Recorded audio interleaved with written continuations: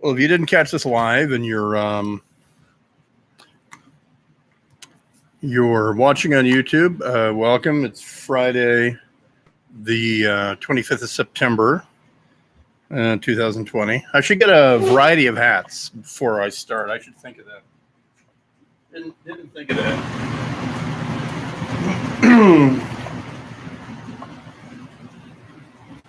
All right. Let's have a variety of hats.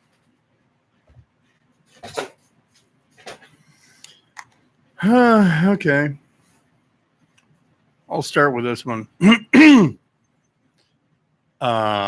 So tomorrow on the Dark Secret Place, I'm going to be talking about the CIA giving us a little more detail on a operation in 2008 that resulted in 4 operatives dying in Hurricane Higo. So I'll give you some of those details now for those of you who don't want to wait for KFI tomorrow night. This is Papa and Oscar Battery, 5th Battalion, 14th Marines, 514. Note the cross cannons. This is a U.S. Marine Corps Reserve FA, like I was in college. So there goes that hat. Given to me at Bravery Brewing by a guy. This is the 1939 San Francisco Seals. They wore the Sea Lion for one season. And you can get these at Ebbets Field Flannels. They are extraordinary. They made the uniforms for the Natural. Can you read that? And they're on Twitter. But they make a genuine recreation of a period baseball hat. So this thing is wool. It's beautiful wool. It has a green satin visor liner. And just like old time pro baseball hats, this is a goat hair liner, and then satin there. As you might guess, they're not cheap. They're about $49. Sometimes they're on sale for $39, but they last for a decade. You'll see my old one. This is from 2010. And it's got some wear and tear on it, but it's stayed together. It's a well-made hat. So this is 10 years ago. This is a couple months ago. Anyway, we are. Hey, Rule. It's Rule Reyes. I'll give you an update right now. And this is Monkey Sports in Northridge. This is where my daughter gets her lacrosse stuff. Monkey Sports. And I'll wind up with, I'll do this. I'll do waterboarding instructor. This is from Tactical Pro Shop in Burbank. I'll get that hair off there. So anyway, Tactical Pro Shop with the morale patch. By the way, this is a shooting hat. That's why it's so worn out. Because look, got the built-in earplugs. Or it's a marriage hat. If you just want to tune out the world, there you go. Yeah, let's start with that. There's a really weird thing happened in North Korea, and it actually reveals quite a bit about how North Korea is dealing with the COVIDs. In that a South Korean, the South Koreans aren't being really clear. They're saying a fisheries official, but a South Korean citizen was found on a buoy in North Korean waters. They don't know how he got there or whatever. The North Korean soldiers shot him and killed him. And just in case that wasn't quite enough, then they burned the body. And Kim Jong-un issued an apology which is extraordinary, absolutely extraordinary. By the way, I'm doing the White Claws.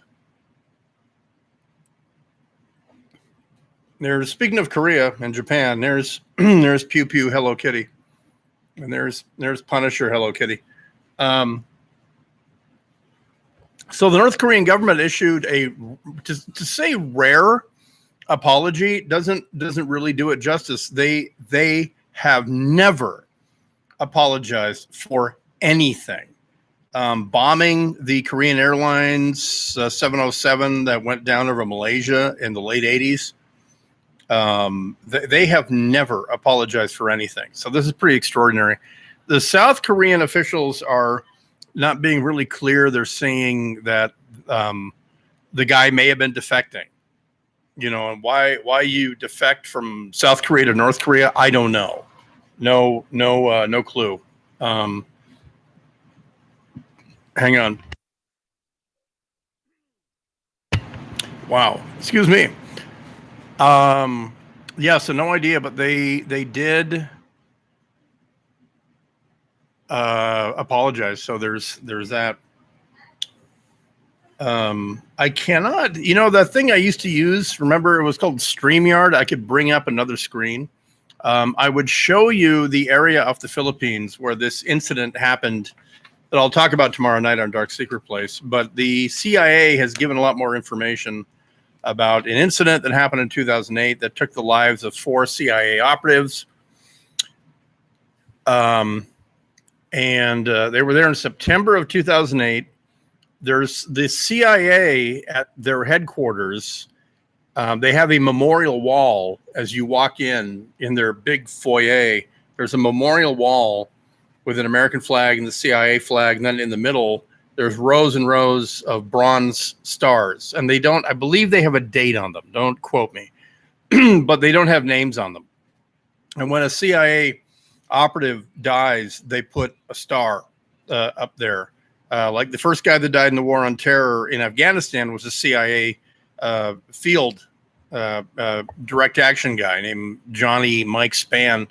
And it was fairly well known because they released his name and everything because they couldn't hide it. So back in 2008, the CIA had at least one team because the CIA, if you don't know this, they have a maritime branch. And in 2008, it was becoming crystal clear that the Chinese were going to militarize as much of the South China Sea as they possibly could. And it was thought that some Chinese military were occupying an island off of that probably was Philippine sovereign territory off the coast of the west coast of Luzon, the biggest island in the Philippine chain. And that's where Manila is at Manila Bay. And then the former U.S. Navy bases in Subic Bay. And this is, if Subic Bay is at 9 o'clock on Luzon, which is sort of a long island, then this island was sort of at 11 o'clock. And so the mission was to implant some seabed recording devices that they called pods, but they were disguised to look like rocks. And they recorded the sound of every ship that went by, and with the intent that data would be uploaded into a known database of the sound of different Chinese craft, whether they be submarines or surface vessels. This was probably a lot more to do with submarines. So anyway, what the cover was that this CIA Maritime Branch front company in Panama City, Florida, had sold a 40-foot boat to an owner in Japan, a new owner in Japan. And this crew of 4 clean skin Americans were going to take it to Japan. And on your way from Malaysia to Japan, you happen to go right past the area in dispute in the South China Sea, right? You know, and keep in mind that a 40-foot boat is not a 100-foot boat. A 40-foot boat has no business in a hurricane. And Hurricane Higos, Higos, was bearing down on the South China Sea, but it was supposed to turn to the northeast. And so these guys, their operational area was supposed to be out of the path. And the guy who was in charge of the team was a former Navy EOD diver, but he had also got his captain's certificate as a commercial captain.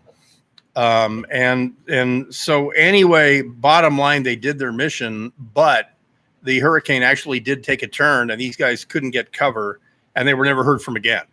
I mean, literally lost at sea. The boat was smashed, never found, sank. The 4 bodies have never been recovered. So the assumption is that they were taken by the hurricane, not captured by the Chinese or anything like that. But very sad story. But what may have driven it, what may have driven the team captain, the team leader, to stay out there and take a risk that maybe he shouldn't have, is that, you know, if you were wondering, wait a minute, why does the CIA have a maritime branch doing something that the U.S. Navy should be doing, that a U.S. Navy submarine should be doing, that a U.S. Navy craft should be doing, implanting listening devices? And what's the CIA doing analyzing naval intelligence anyway? Well, you'd be correct, because the CIA maritime branch in 2008 knew that they were going to face a lot of budgetary questions in the upcoming probable Obama administration, because it was a, you know, pretty clear deal that Obama was going to beat McCain, and the CIA reads the newspapers too, and after all, they are the CIA, and they said in a McCain administration, he would probably love the maritime branch of the CIA. However, it's not going to be. It's going to be the Obama administration. So we need to prove our value. And so it is thought that the pressure of answering for the bureaucracy is perhaps what led the guy, Stefan Stanek, was the team leader's name, to stay out there. So anyway, that'll be hour number 3, Waraholic. So look at that. I just saved you a third hour. All right. Let's fire some questions. Yeah. So North Korea update for Ruel Reyes. The number one update is that the OSINT the open source intelligence people who have been declaring Kim Jong-un dead for the past 8 months now. You know, he's on his deathbed with a stroke or whatever. You know, once again, they're wrong, because Kim released this apology, and there's new photographs of him and the whole thing. The big picture deal is that the North Koreans are waiting to see who wins. If Biden wins, the North Koreans will probably do an actual nuclear missile test. They believe that the possibility of war with a Biden-led America or a Kamala Harris-led America, which is really what it would be, are near zero, and they would have a green light to continue developing. You know, the ballistic missile piece they have, the H-bomb piece they have, that was their 5th test, but the actual testing of the warhead on the missile, they don't have that yet, and they don't trust the computer testing. They won't do that if Trump is president. They would find a way to test it if Biden and by default Kamala Harris are president. The EDD update from Laszlo and B1. I have not caught the people that are using, now 6 people that are using my mailbox as their EDD dumping ground, as seen here. The one that I believe a raven opened up the envelope and scattered it about. But what was happening was that you get a amended notice of pandemic unemployment assistance award. So this guy got his notice. If your weekly benefit amount was calculated based on the annual income, so this guy is supposed to be getting 24,625 on his initial card. Okay. But then 2 weeks later, he gets the thicker envelope, request for identity verification. And you print your name, you sign it, phone number, date.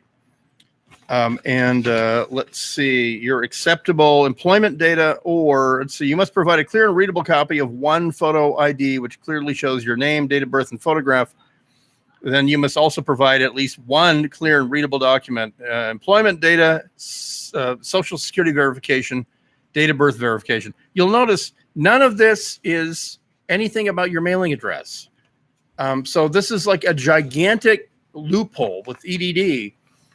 Is that the guy is using my address, acceptable documents, photo ID, U.S. passport, unexpired driver's license, and it doesn't have to match the address that they gave.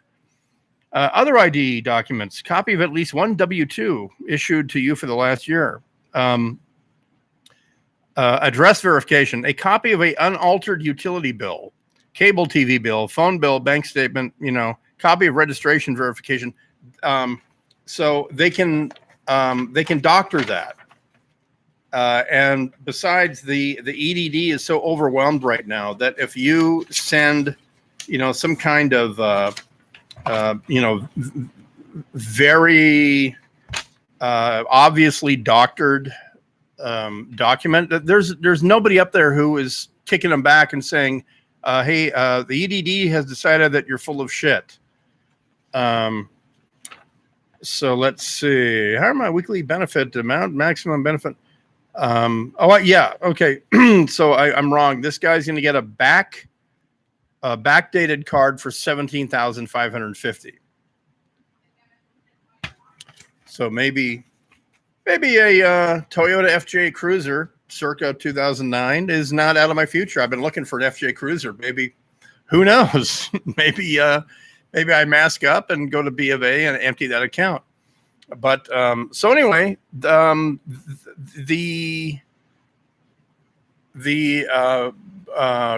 contacted via the website the U.S. Postal Inspector Service, and I'm going to make copies of this and mail it to them. They're mailing me a packet. I put this stuff back in there and all that.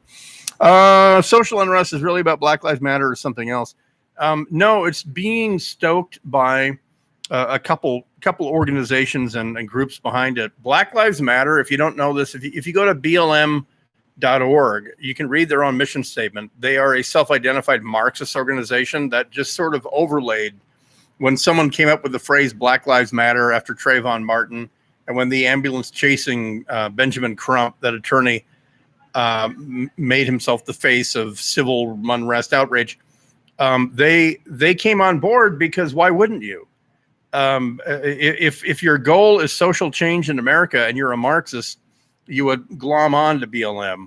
And when you contribute, there's links at BLM.org. If you contribute money, if you think you're contributing money to BLM, it actually redirects you. It used to anyway, to Act Blue, which is this 10-year-old Democratic organization.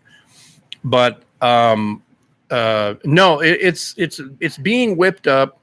And I'm not being conspiracy guy when I say this, because if you ask the question, well, why, if you were China or Russia and you're seeing civil disarray on the eve, now, whatever it is, 39 days till the presidential election, if you're seeing social disarray over racial issues that are being stoked up, then why wouldn't you plant disinformation and all that? I mean, here we are. It's more than 72 hours since the Attorney General of Kentucky, a black Republican, by the way, broke the news to us for the first time that this Breonna Taylor thing in Louisville, it was not a no-knock warrant. That there's testimony from neighbors saying that the police actually did knock on the door and yell and identify themselves and say, Louisville police, we have a warrant. And that whole thing. It was not a no-knock warrant, but you would have to you would believe if you have been watching the news since this thing has been stoked that police showed up, kicked the door down. The new boyfriend, met them with a gun, fired once, hit Officer Mattingly. He returned fire and killed Breonna Taylor in her bed. And that she was a up-and-coming EMT and all this stuff. No, that's not what happened. It was a knock. Identified themselves. The new boyfriend said, "Who are you? Who's there?" The cops didn't hear that. They kicked the door down, and all the guy knows is that his girlfriend's ex-boyfriend is a known drug dealer, a prominent drug dealer, and that he might be there for him. He might be there for them. So they come in, he fires once, and then the police return fire. Breonna Taylor, in the Louisville investigation, she is on transcript when her prior boyfriend, Jamarcus Glover, was booked in January. She was his first phone call because she was his money. Her apartment was a trap, which is what they call a drug den, a drug safe house. He had another friend who had the bail money. She was deeply involved in that old boyfriend, Jamarcus Glover, the guy that they were after. So this narrative of, she was just trying to get it done right, try to do it right. She was becoming an EMT. She was involved in a drug distribution ring that was distributing meth and fentanyl. And if you didn't know this, in Louisville last year, they had over 400 deaths from fentanyl. And so it was a major thrust of Louisville PD. And the majority of those people, by the way, were African-American. So if you really aren't lying and you give a shit about Black Lives Matter, why aren't you out there marching against drug dealing fentanyl distributors? Which, by the way, brings me to Dijon Kizzee. Speaking of Benjamin Crump chasing ambulances, that's what we're dealing with here in LA. So a Lancaster-based drug dealer who bounced back between Compton and Lancaster, 29-year-old Blood, suddenly becomes LA cyclist.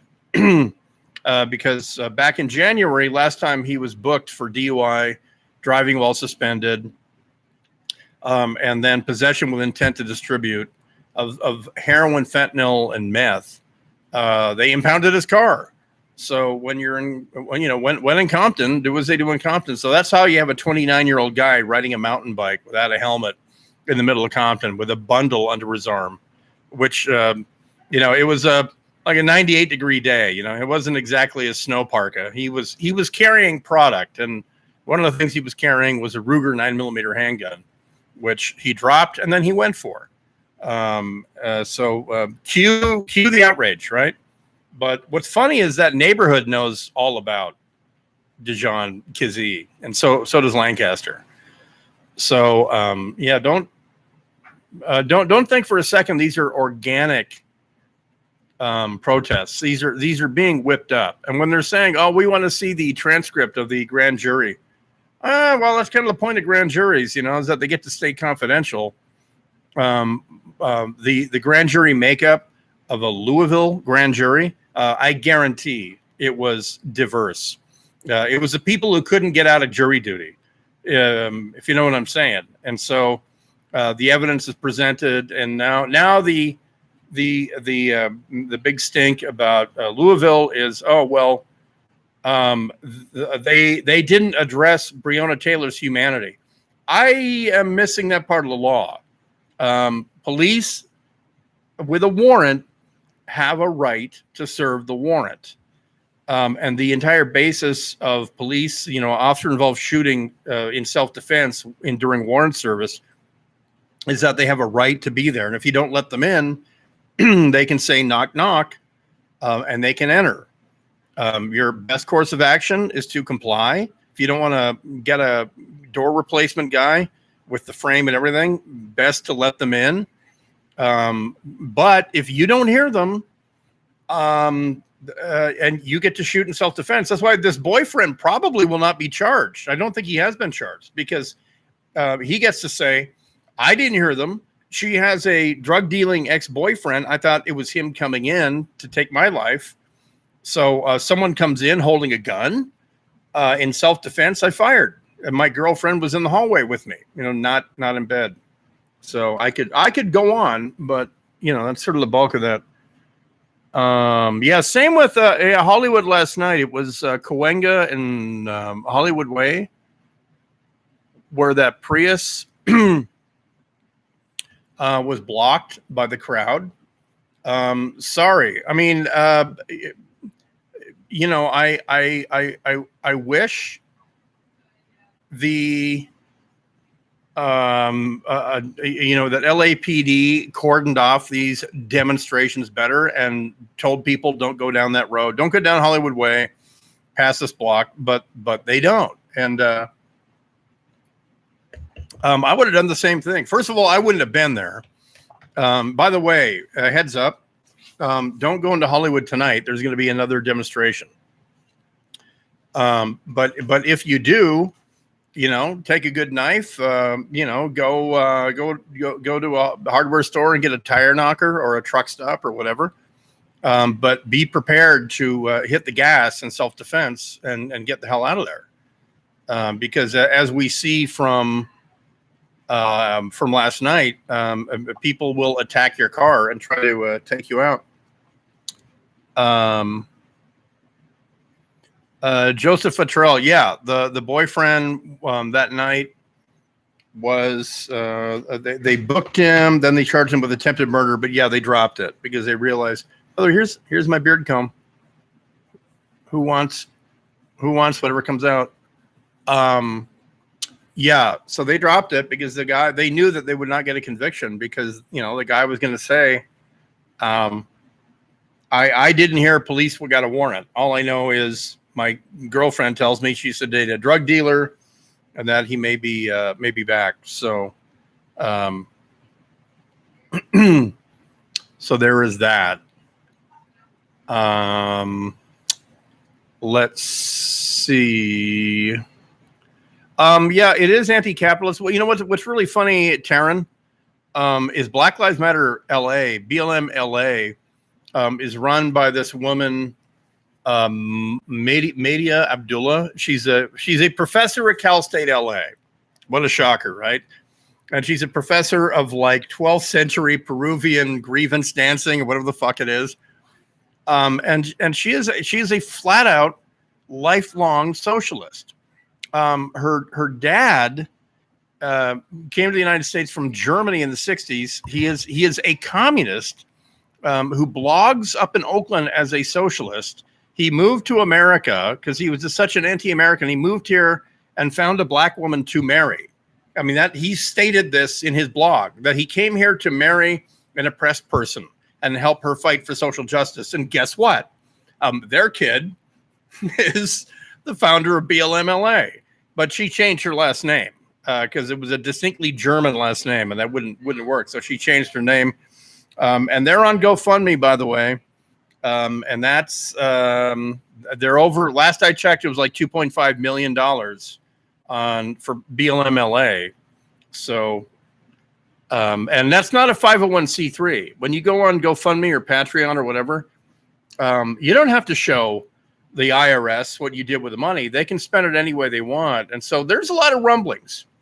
The opportunities to infiltrate BLMLA are pretty good. By the way, I've found this handy the last few months. This is the Special Operations Command, the UW Pocket Guide, the Unconventional Warfare Pocket Guide. The actual field edition is about like that. It's really, really small. But I was reacquainting myself today with Phase 3.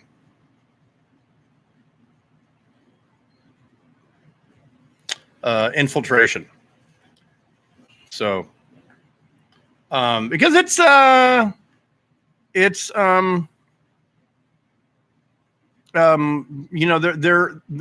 don't want to call it an insurgency yet.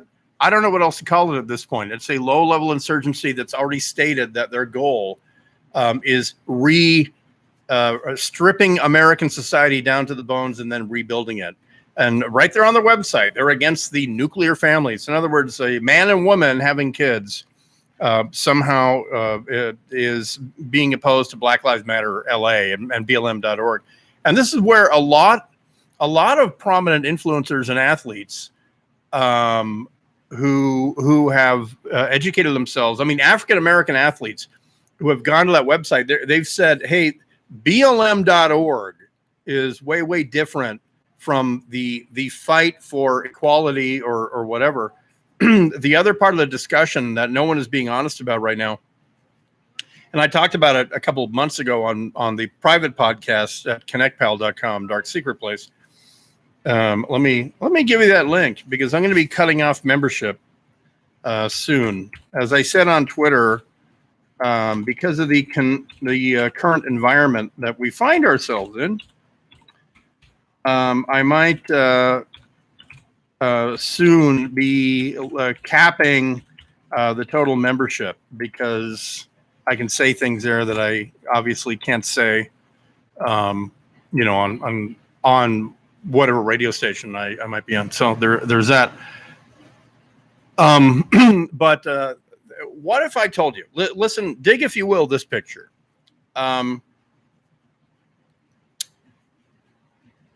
What if we found out that 50% of the highway and road deaths, vehicular deaths, were caused by 8% of the vehicles?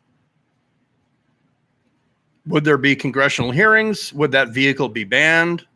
Would the highway patrol emphasize watching that vehicle? Probably, right? What if 50% of the airline accidents came from 8% of the fleet? That plane wouldn't be flying. It wouldn't be certified. Okay. Well, if you go through the Bureau of Crime Statistics, and you can look that up, that's part of the Department of Justice. Just like the Bureau of Labor Statistics is part of the Department of Labor. The BCS is part of DOJ.gov. And their job is to synthesize crime data as reported by every municipality in America. That means city, county, state. And it's an imperfect sample because absolutely everybody doesn't report accurately.